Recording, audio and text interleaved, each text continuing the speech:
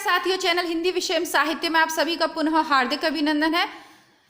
आज की कक्षा के अंतर्गत हम सॉल्व करेंगे भाषा एवं बोलियों से संबंधित 100 अति महत्वपूर्ण प्रश्न। यह आपकी सभी परीक्षाओं के लिए जो भी हिंदी से संबंधित है समान रूप से उपयोगी है। नेट और असिस्टेंट प्रोफेसर भर्ती परीक्षा, आरपीएससी कॉलेज लेक्चरर भर्ती परीक्षा, जिनके भी नए सिलेबस आए सबके अंतर्गत भाषा और बोली व्याकरण वाला जो पार्ट है वो सम्मिलित है। तो इसी की तैयारी आज के इन 100 प्रश्न पत्रों के 100 प्रश्नों के माध्यम से हम करेंगे। दूसरी बात, साहित्य के जो पुराने पेपर मैं आपको सॉल्व करवा रही थी विभिन्न परीक्षाओं के, उसमें मैंने देखा कि साहित्य से संबंधित तो बहुत सारे प्रश्न हमने तैयार कर लिए, लेकिन भाषा बोलियों से संबंधित, काव्य शास्त्र से संबंधित, व्याकरण से संबंधित जो प्रश्न है उनका रिवीजन उन पुराने प्रश्न पत्रों के माध्यम से नहीं हो पा रहा था। उसी की कमी को दूर करते हुए अपने पुराने कुछ नोट्स मैं आपके समक्ष यहाँ प्रस्तुत कर रही हूँ। आपको अच्छे लगेंगे तो इस प्रैक्टिस को आगे बढ़ाएंगे। ये हमारा प्रैक्टिस सेट 2 प्रैक्टिस सेट हैं मेरे नोट्स में तो, लेकिन मैं आपको 50-50 न करवा के एक कक्षा के अंतर्गत फास्ट रिवीजन कराते हुए 100 प्रश्न सॉल्व करवाऊंगी। फास्ट रिवीजन इसलिए कि जहां ऑप्शन की आवश्यकता है व्याख्या करने की, वहां आपको ऑप्शन पढ़ के सुनाऊंगी। जहां आवश्यकता नहीं है वहां सीधा प्रश्न और उसका उत्तर देखते हुए हम आगे बढ़ जाएंगे। इसमें निस्संदेह रूप से बहुत सी ऐसी नई बातें, नई जानकारी आपको देखने को मिलेंगी जो देखने में सामान्य लग रही हैं, लेकिन आप उनको नहीं जानते होंगे। और वर्तमान बदलते हुए परीक्षा की जो प्रणाली है, जो प्रश्न पूछे जा रहे हैं, कुछ बहुत सरल होते हैं, लेकिन कुछ नए प्रश्न, थोड़े से गहराई से प्रश्न पूछे जाने की प्रवृत्ति है, उसकी कमी मुझे लगता है कि ये पेपर दूर कर देंगे। तो मेरा जो अपना अनुभव है, बहुत सी परीक्षाओं में जो प्रश्न बार बार रिपीट हो रहे हैं उन सब का संकलन इन नोट्स में आपके लिए किया है। ठीक है, आगे देखते हैं। जिन पुस्तकों को आप लोगों के लिए बार बार कहते हैं ना, ये वाली पुस्तक बहुत अच्छी है, वो बहुत ज़्यादा चल रही है, वो सबसे सर्वश्रेष्ठ है, तो उन्हीं सर्वश्रेष्ठ पुस्तकों में से छांट कर ये नोट्स आपके लिए तैयार किए गए हैं। आइए देखते हैं आज का पहला प्रश्न, बाकी आप स्वयं ही जान जाएंगे। कौन सी बोली अथवा भाषा हिंदी के अंतर्गत नहीं आती? कन्नौजी, अवधी, तमिल और तेलुगु। तो हम सभी जानते हैं दक्षिण भारत में बोली जाने वाली भाषा तेलुगु हिंदी के अंतर्गत नहीं आती। ढूंढाड़ी बोली कहाँ बोली जाती है? जैसा कि आपने देखा व्याख्याता परीक्षा 2001 में ये पूछा गया है। तो देखिए, सभी राज्यों के लिए आप ऐसा न सोचें कि ये आरपीएससी वाले पढ़ेंगे, यूपी वाले नहीं पढ़ेंगे, या कौन से राज्य, इस सभी राज्यों में यही प्रश्न पूछे जाते हैं। ढूंढाड़ी बोली है तो पूर्वी राजस्थान की बोली है, जो जयपुर के आसपास के क्षेत्र में बोली जाती है, वो पूर्वी राजस्थान की बोली है, जिसे हम ढूंढाड़ी बोली के नाम से जानते हैं। ब्रजबुली नाम से कौन सी जानी जाती है? तो जो पुरानी बांग्ला है वो ब्रजबुली के नाम से जानी जाती है। अत्यधिक बल्कि बारंबार रिपीट होने वाला यह प्रश्न है। कौन सी भाषा देवनागरी लिपि में लिखी जाती है? तो हिंदी तो लिखी ही जाती है, इसके अलावा कौन सी लिखी जाती है? मराठी। मराठी भाषा भी देवनागरी लिपि में ही लिखी जाती है।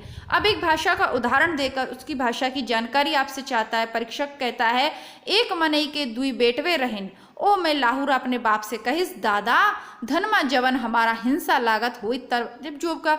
अब ये जो शब्द आया अपने बाप से कहिस, तो इस शब्द को पकड़ लीजिए कहिस, अर्थात यह भोजपुरी का शब्द है। इस तरीके की प्रवृत्ति भी टीजीटी पीजीटी की परीक्षाओं में देखी जाती है, जहां आपको लाइन दे के भाषा पूछ ली जाती है। कौन सी भाषा संस्कृत भाषा की अपभ्रंश है? मैं आपको बार बार नेट की तैयारी करते भी समझा रही थी। देखिए, सबसे पहले संस्कृत, उसके बाद आती है पाली। तो संस्कृत का अपभ्रंश कौन सा हुआ? संस्कृत का विकृत रूप, हल्का सा विकृत रूप किसमें असर आएगा? पाली में। पाली का किसमें आएगा? प्राकृत में। और प्राकृत के बाद आइए अपभ्रंश, और अपभ्रंश के बाद आइए हिंदी। मोटे तौर पर 5 का क्रम आपको याद रखना पड़ेगा। नहीं है तो देख लेते हैं। सबसे पहले आती है आपकी संस्कृत। अब इसके लौकिक और वैदिक 2 वो भाग हैं, वो नहीं जाएंगे। उसके बाद आती है पाली, फिर आती है आपकी प्राकृत, फिर आती है आपकी कौन सी? अपभ्रंश, और फिर आती है हिंदी। तो ये क्रम याद रखिए, संस्कृत के बाद पाली। तो सही उत्तर होगा पाली। वर्तमान हिंदी का प्रचलित रूप कौन सा है? खड़ी बोली। देवनागरी लिपि है, लेकिन प्रचलित रूप कौन सा है? खड़ी बोली, जो राष्ट्रीय रूप से स्वीकृत है। हिंदी भाषा की बोलियों के वर्गीकरण के आधार पर छत्तीसगढ़ी बोली कौन सी है? पूर्वी हिंदी की है। ये प्रैक्टिस सेट से ही पुराने प्रश्न पत्र बने हैं, या पुराने प्रश्न पत्रों से ये प्रैक्टिस सेट रूप बना है, ऐसा देख लीजिए। मैंने आपसे बार बार कहा है कि सारी भाषाएं भूल भी जाएं, लेकिन पूर्वी हिंदी सबसे सरल है, छत्तीसगढ़ी, अवधी और बघेली, 3 याद कर लीजिए, बहुत सारे प्रश्न सॉल्व हो जाएंगे। इसकी ट्रिक मैंने बताई थी कि 36 बाघिनें, छत्तीसगढ़ी बघेली की बाघिनें पूर्वी अवध में विहार कर रही हैं, घूमती रहती हैं। ठीक है, अब दूसरा 9वें नंबर का प्रश्न देखते हैं। पश्चिमी हिंदी की बोली नहीं है। अब जैसा कि ये बघेली, अब हमें पता है कि अवधी, बघेली और छत्तीसगढ़ी ये पूर्वी हिंदी की है, तो पश्चिमी हिंदी की हो नहीं सकती, तो सही उत्तर बहुत जल्दी से आ जाएगा। दक्षिण भारत हिंदी प्रचार सभा का मुख्यालय कहाँ पर है? तो ये चेन्नई में। जब साउथ की बात कर रहे हैं, दक्षिण की बात कर रहे हैं, तो फिर चेन्नई में आपको लगा दीजिएगा। वैसे इसका एक और उत्तर है, आगे चर्चा करेंगे, आगे आ ही जाएगा। इसके से मतलब भारतीय हिंदी प्रचार सभा एक है दक्षिण भारत, तो दक्षिण भारत का चेन्नई है। ब्रज भाषा क्या है? तो ब्रज भाषा किसका रूप है? पश्चिमी हिंदी की भाषा है ब्रज भाषा। हम सभी जानते हैं कि पूर्वी हिंदी की तो 3 है, हो नहीं सकती, पहाड़ी वाली भी नहीं हो सकती, बिहारी भी नहीं हो सकती, तो बचती है पश्चिमी हिंदी, तो इसमें ब्रज भाषा आती है। हिंदी खड़ी बोली किस अपभ्रंश से विकसित हुई है? तो हिंदी खड़ी बोली जो है वो सौरसैनी से विकसित हुई है। इसमें कुछ परीक्षाओं के नाम इस टेस्ट पेपर में दे रखे हैं, लेकिन ये सिर्फ इसी परीक्षा में नहीं पूछे गए हैं, बल्कि सभी परीक्षाओं में पूछे जाते हैं। भाषा के आधार पर भारतीय राज्यों की पुनः संरचना कब की गई थी? कुछ इस तरीके के प्रश्न आप जरूर याद में रखिएगा। 1956, वेरी इंपॉर्टेंट, आरपीएससी वाले विद्यार्थियों के लिए बहुत इंपॉर्टेंट है, क्योंकि उनके पेपर में इस तरीके के प्रश्न बारंबार पूछे गए हैं। दोबारा बताती हूँ, भाषा के आधार पर भारतीय राज्यों की पुनः संरचना कब की गई थी? सही उत्तर है 1956, 56। भाषाई आधार पर सर्वप्रथम किस राज्य का गठन हुआ था? आंध्र प्रदेश का। यह भी बार बार पूछा जाता है, तो सामान्य ज्ञान का प्रश्न है, जनरल नॉलेज का। वर्ष 1955 में गठित प्रथम राजभाषा आयोग के अध्यक्ष कौन थे? तो ये थे बीजी खेर। बीजी खेर, बार बार याद कर लीजिएगा, बीजी खेर। ये कुछ प्रश्न ऐसे हैं जिनकी तैयारी आपको सब जगह देखने को तो नहीं मिलेंगे, लेकिन पेपर में देखने को मिलेंगे। ठीक है, बीजी खेर। तो देखिए 1955 में राजभाषा आयोग गठित हुआ, जिसके अध्यक्ष बने थे बीजी खेर, और फिर 1956 में पुनः भारतीय राज्यों की भाषा के आधार पर संरचना की गई थी। पहले आयोग बनेगा 55 में, और फिर 56 में पुनः संरचना उसकी हो जाएगी। ठीक है, भारतीय संविधान की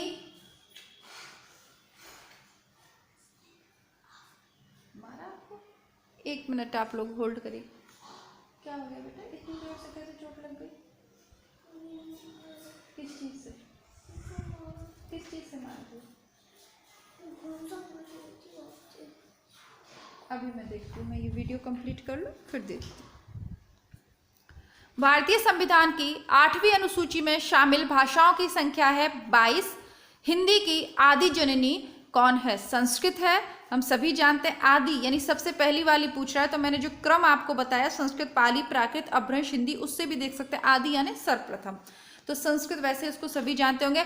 8वां विश्व हिंदी सम्मेलन का आयोजन स्थल, ये पुराना हो गया है, नागपुर। जैसा कि मैंने कहा कि मेरे विद्यार्थी, चलिए आगे बढ़ते। क, ख, ज, फ ध्वनियाँ क्या हैं?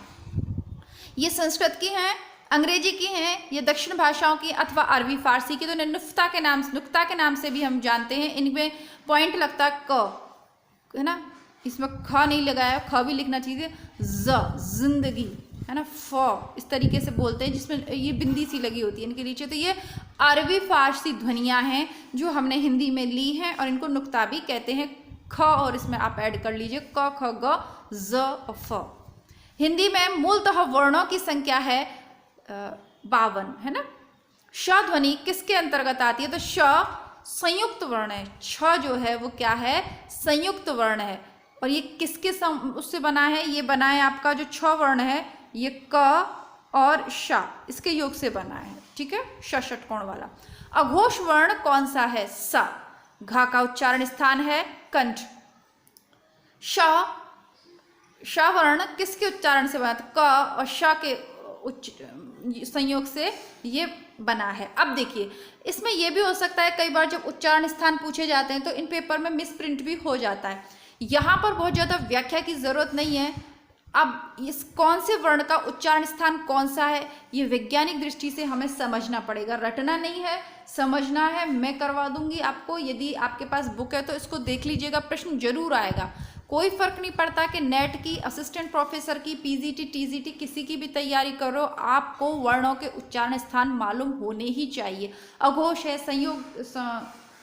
अघोष है, सघोष है, कहाँ से उच्चारित हो रहा है, ये सारी चीजें आपको पता होनी चाहिए, तो इसको भी देखेंगे। ठीक है, आगे बढ़ते हैं। जिन शब्दों के अंत में अ आता है उन्हें क्या कहते हैं? इस पेपर में उत्तर दिया था अनुस्वार, लेकिन वो गलत है, उसे कहते हैं अकारांत। जिन शब्दों के अंत में अ आता है उन्हें अकारांत कहते हैं। नासिक के व्यंजन कौन सा है? तो हम सभी जानते हैं जो पंचम स्वर होता है व ऑप्शन में या, तो उसे हम नासिक के व्यंजन कहते हैं। जो प्रत्येक पंक्ति का वर्णमाला में प्रत्येक पंक्ति का जो पंचम वर्ण है उसे हम नासिक के व्यंजन कहते हैं। 10 मिनट हो गए हैं और अपने क्वेश्चन हो गए हैं 25। आगे बढ़ते हैं। अल्प प्राण कौन सा है? तो इनमें फ और व अल्प प्राण है। 28वें नंबर का देखते हैं। मूर्धन्य व्यंजन कौन से हैं? तो ड और ढ ये मूर्धन्य हैं। ये इनके माध्यम से आप ये जान सकते हैं कि प्रश्न किस प्रकार पूछे जाते हैं। ए आई वर्ण क्या कहलाते हैं? तो ए आई जो वर्ण है वो कंठ तालव्य कहलाते हैं, कंठ और तालु के योग से बनते हैं। निम्न विकसित ध्वनियां कौन सी हैं? तो ख और ग ये विकसित ध्वनियों के अंतर्गत आती हैं। अभी आपको नुक्ता वाली बात मैंने बताई थी, तो याद कर लीजिएगा। नवीन विकसित ध्वनियां ख और ग। भाषा का अर्थ क्या है? ऑप्शंस पढ़ती हूँ। शब्द और वाक्यों का समूह, शब्दों का लिखित रूप, ध्वनियों का उच्चारण, क्या ये हो सकते हैं? सही उत्तर है मनोभावों को प्रकट करने वाला सांकेतिक शब्द समूह भाषा कहलाता है। ठीक है, कौन भाषा का भेद नहीं है? मातृभाषा, यस, बोली, विभाषा सब होते हैं, लेकिन धार्मिक भाषा कोई भेद नहीं है। भाषा की कौन सी विशेषता नहीं है? इसके 4 ऑप्शन मैं आपको बताती हूँ। मनोभावों को अभिव्यक्त करने की क्षमता, बिल्कुल, हमने अभी ऊपर ही पढ़ा है कि मनोभावों को प्रकट करने की क्षमता होनी चाहिए। सार्थक शब्द समूह, बिल्कुल। व्याकरण सम्मत होना, बिल्कुल सही है। गलत उत्तर क्या है? समस्त प्राणियों के लिए बोधगम्य होना, समस्त के लिए नहीं हो सकती। पशु पक्षियों की भाषा हमारी समझ में नहीं आती और हमारी पशु पक्षियों की समझ में नहीं आती, तो ये गलत हो गया आपके 3रे नंबर का। ये भाषा की विशेषता नहीं हो सकती। बोली के संदर्भ में कौन सा असत्य है? बोली में केवल मौखिक साहित्य परंपरा होती है, ये गलत है। ठीक है, क्योंकि बोली में बहुत सारा साहित्य लिखा भी गया विभिन्न बोलियों में, है ना, तो फिर वो तो गलत हो गया। तो बोली के भी 2 रूप होते हैं, जैसे भाषा के होते हैं लिखित और मौखिक। ऑप्शंस देखते हैं। बोली के संदर्भ में असत्य कथन कौन सा है? अगर असत्य यह है तो फिर सत्य कथन कौन सा है देख लेते हैं। एक भाषा की अनेक बोलियां हो सकती हैं, सत्य भाषा, सत्य कथन। बोली ही विकसित होकर भाषा बन जाती है, सत्य कथन। बोली भाषा की आधारशिला है, सत्य वचन। गलत वचन कौन सा है? बोली में केवल मौखिक साहित्य परंपरा होती है। नहीं भाई, बहुत सी बोलियों में बहुत सा साहित्य लिखा गया है। राष्ट्रभाषा का अर्थ क्या है? राष्ट्रभाषा वो होती है जो देश में व्यापक रूप से प्रचलित हो। विभिन्न हिस्सों में तो विभिन्न क्षेत्रीय भाषाएं बोली जाएंगी, लेकिन जो पूरे राष्ट्र में प्रचलित हो वो राष्ट्रभाषा कहलाती है, जैसे कि हमारी खड़ी बोली है। राजभाषा का अर्थ क्या होता है? देश के राज्य के कार्यों में प्रयुक्त होने वाली भाषा को हम राजभाषा कहते हैं। संविधान में हिंदी को कौन सा दर्जा दिया गया है? तो हिंदी राजभाषा के पद पर सुशोभित है, हालांकि ये केवल पेपरों में ही है। आगे देखते हैं, वह कौन सी बोली है जो मध्यकाल में साहित्य की समृद्धिनी शालिनी बोली थी? ब्रज भाषा। हम सभी जानते हैं कि मध्यकाल में, जिसे हम भक्ति काल के नाम से भी अगर हिंदी साहित्य की बात करें जाने जाते हैं, तो ब्रज भाषा में सर्वाधिक रचनाएं होती हैं। बोली तो है, ब्रज भाषा क्या है? ब्रज बोली है। ठीक है, अभी तो हमने पढ़ा कि क्या मौखिक ही होती है बोली? नहीं भाई, बोली में लिखित साहित्य भी होता है। ब्रज में तो बहुत गजब साहित्य हमें देखने को मिला है, तो फिर ब्रजभाषा इसका उत्तर हो गया। आगे बढ़ते हैं। हिंदी किस राज्य की राजभाषा नहीं है? तो पंजाब की राजभाषा हिंदी नहीं है। वहाँ कौन सी गुरुमुखी और वो बोली लिखी जाती है ना, वो चीज लिपि जो मैं बता रही हूँ, पंजाबी बोली जाती है। कौरवी का दूसरा प्रचलित नाम खड़ी बोली। सर्वाधिक प्रश्न पूछा जाता है, खड़ी बोली का दूसरा नाम कौरवी, कौरवी खड़ी बोली, कौरवी खड़ी बोली। कौरव खड़े हुए हैं। हिंदी विषम संयोजन है। पूर्वी हिंदी की बघेली होती है, बिल्कुल सही। पश्चिमी हिंदी में ब्रज होती है, बिल्कुल सही। राजस्थानी हिंदी मालवी, ये भी सही। बिहारी हिंदी और बुंदेली, ये है गलत है। बुंदेली इधर की साइड बोली जाती है, बिहार के अंतर्गत नहीं आती। हिंदुस्तानी शब्द का प्रयोग किस भाषा के लिए होता था? हिंदी के लिए, हिंदी उर्दू मिश्रित भाषा के लिए, खड़ी बोली के लिए, उपयुक्त सभी के लिए। तो सभी के लिए हिंदुस्तानी, सभी के मिले जुले रूप के लिए हिंदुस्तानी भाषा का प्रयोग करते थे, क्योंकि साहित्य में बहुत सारे शब्द एक दूसरे के आ ही जाते हैं। तो जो मिश्रित रूप था उसके लिए हिंदुस्तानी। विशेषतः अगर पूछा जाए ना, तो हिंदी उर्दू मिश्रित जो भाषा थी ना, वो हिंदुस्तानी थी। ठीक है, अगर उपयुक्त सभी नहीं हो तो फिर ये वाला ऑप्शन सर्वाधिक सही है। राष्ट्रभाषा के लिए हिंदुस्तानी नाम का समर्थन किसने किया था? महात्मा गांधी ने कहा था कि उसको हिंदुस्तानी नाम दिया जाना चाहिए। लिपि का क्या अर्थ है? ध्वनि चिन्हों का लिखित रूप। ये मेरा बेटा पढ़ता है, कक्षा 3 में ही है अभी। उसकी जो व्याकरण वाली जो बुक है ना, बहुत ही अच्छी लगी मुझे, कभी उसमें से आपको करवाऊंगी। बहुत अच्छी बुक है ना। कभी कभी लगता है कि हम लोगों ने शायद कभी कुछ कमी रही होगी कि आज हमें ये चीज़ें पढ़नी पड़ रही हैं, बाकी ये अभी तो दूसरी और तीसरी के बच्चों के सिलेबस में ही चीज़ें हैं। ध्वनि चिन्हों का लिखित रूप लिपि कहलाता है। यदि मैं उससे ये प्रश्न पूछूं ना तो इसमें से बहुत सारे प्रश्नों के वो जवाब दे देगा, बल्कि मुझे लगता है कि 1-2 को छोड़ के बाकी सबके वो जवाब दे देगा। इतनी अच्छी अभी बुक्स चल रही हैं। नागरी लिपि का उद्भव किससे माना जाता है? ब्राह्मी लिपि से। देवनागरी अंक कौन से हैं? ये वाले, ये जो 1, 1, 2, 3, 4, 5 ये जो हिंदी में लिखे हुए देवनागरी के अंक हैं। ये रोमन वाले हैं, ठीक है। देवनागरी लिपि का प्रयोग प्रमुखता से होता है काका कालकेलकर, विनोबा भावे, महात्मा। ये तो प्रश्न ही गलत है, ठीक है, तो उसको हटाते हैं, आगे बढ़ते हैं। राजभाषा आयोग की स्थापना कब की गई? 7 जून 1955। राजभाषा आयोग 7 जून 1955। अभी हमने पढ़ा था कि 55 में आयोग बना था और 56 में आयोग बना था, जिसके वो खेर क्या थे, उसके प्रथम अध्यक्ष थे, और फिर 56 में उन्होंने पुनः राज्यों की स्थापना करी भाषा के आधार पर, संरचना की राज्यों की। तो ये 7 जून तारीख भी याद कर लीजिए, क्योंकि 55 इसमें भी दिया हुआ, जुलाई दिया हुआ, लेकिन नहीं, ये 7 जून में भयंकर गर्मी में बना था। हिंदी के प्रचार प्रचार से संबंधित है ईसाई मिशनरी, आर्य समाज, महात्मा गांधी, उपयुक्त सभी, तो सभी थे। हिंदी के प्रचार प्रचार की सर्वाधिक प्राचीन संस्था है नागरी प्रचारणी सभा। मैं इसे नागरणी ही पढ़ती हूँ, शुक्ल के इतिहास पढ़ा रही थी तब भी नागरणी ही आ रहा था। नागरी प्रचारणी सभा, इसने सर्वाधिक योगदान दिया है हिंदी के प्रचार प्रसार में। तो ये वाला जो टेस्ट पेपर है ये तो यहाँ समाप्त हो गया है, लेकिन मैं आपको एक और करवाऊंगी, 50 प्रश्न और करवाऊंगी। भाई परीक्षा सिर पे है हमारे, और अभी समय नहीं देखना है कि वीडियो कितने मिनट का है, देखना यह है कि हम कितना सीख रहे हैं ना। और मैं आपको पीछे लगी हुई हूँ, जबरदस्ती आपको पढ़ाने में लगी हुई हूँ। हालांकि आप लोग वीडियोस को लाइक नहीं करते हैं, इसका कोई विशेष कारण हो तो कमेंट बॉक्स में लिखिएगा। देखिए, आप वीडियोस को लाइक नहीं कर रहे तो वीडियोस पे व्यूज़ नहीं आ रहे, क्योंकि यूट्यूब जिस वीडियो पे ज़्यादा लाइक होते हैं उसी वीडियो को आगे रिकमेंडेड करता है अन्य लोगों के लिए। अब क्योंकि आप लोग जो मेरे चैनल से तैयारी करते हैं, आप तो वीडियोस को लाइक ही नहीं करते, तो हमारे वीडियोस आगे जा ही नहीं पा रहे हैं। अगर आप लोगों को ये बात अच्छी लगती है तो ठीक है, और अगर ख़राब लगती है तो भाई प्लीज़ वीडियोस को लाइक ज़रूर कर दीजिए। यदि अभी तक यानी 17वें मिनट तक आप वीडियो देख रहे हैं तो वीडियो को लाइक करे बिना नहीं जाइएगा। वीडियोस को प्लीज़ लाइक कीजिए और अन्य मित्रों में भी शेयर कीजिए, चाहे वो हिंदी से रेलवे की तैयारी कर रहा हो, बैंक, जहाँ पर भी हिंदी पूछी जा रही है, प्रश्न सबके लिए हैं, कॉमन प्रश्न है, करिएगा ज़रूर। अब देखते हैं थोड़े से और प्रश्न। जिस भाषा का प्रयोग किसी देश या क्षेत्र समूह विशेष के लिए किया जाता है वह जातीय भाषा होती है, जो जाति विशेष द्वारा बोली जाती है। क्षेत्र विशेष में बोली जाती है वो क्षेत्रीय भाषा होती है, जो अंचल विशेष में उसे आंचलिक भी कह लेते हैं। जिस भाषा का प्रयोग राज्य के कार्यों में किया जाता है उसे राजभाषा कहते हैं। अब ये पुराने टेस्ट पेपर से कुछ प्रश्न रिपीट हो रहे हैं तो फटाफट करवाऊंगी। राष्ट्रीय स्तर के सामान्य जन द्वारा परस्पर व्यवहार के लिए कही जाती है राष्ट्रभाषा। ये वो प्रश्नों को मैंने यहाँ पर लिया है जो थोड़े से शब्द बदल के पूछ लिए गए हैं। साक्षर और सभ्य व्यक्तियों द्वारा प्रयुक्त भाषा शिष्ट भाषा कहलाती है। परिनिष्ठित भाषा कौन सी होती है? संस्कारवती जो भाषा होती है उसे परिनिष्ठित भाषा कहते हैं। प्रभावी बोली क्या है? तो राष्ट्रभाषा होती है वो प्रभावी बोली होती है, क्योंकि सर्वाधिक बड़े क्षेत्र में उसका प्रभाव होता है। व्याकरण की दृष्टि से अशुद्ध भाषा क्या कहलाती है? असाधु। जिस भाषा का प्रयोग विकृत मानसिकता वाले लोग करते हैं उसे विक्षिप्त भाषा कहते हैं। और व्याकरण की दृष्टि से शुद्ध भाषा क्या कहलाती है? आदर्श भाषा। जो भाषा व्याकरण की दृष्टि से शुद्ध उसे आदर्श भाषा आप कहेंगे। जिस भाषा का प्रयोग प्रारंभ में था लेकिन वर्तमान में नहीं है वो मृत भाषा होती है। और जिसका प्रयोग प्रारंभ से लेकर आज तक चला आ रहा है वो जीवित भाषा होती है।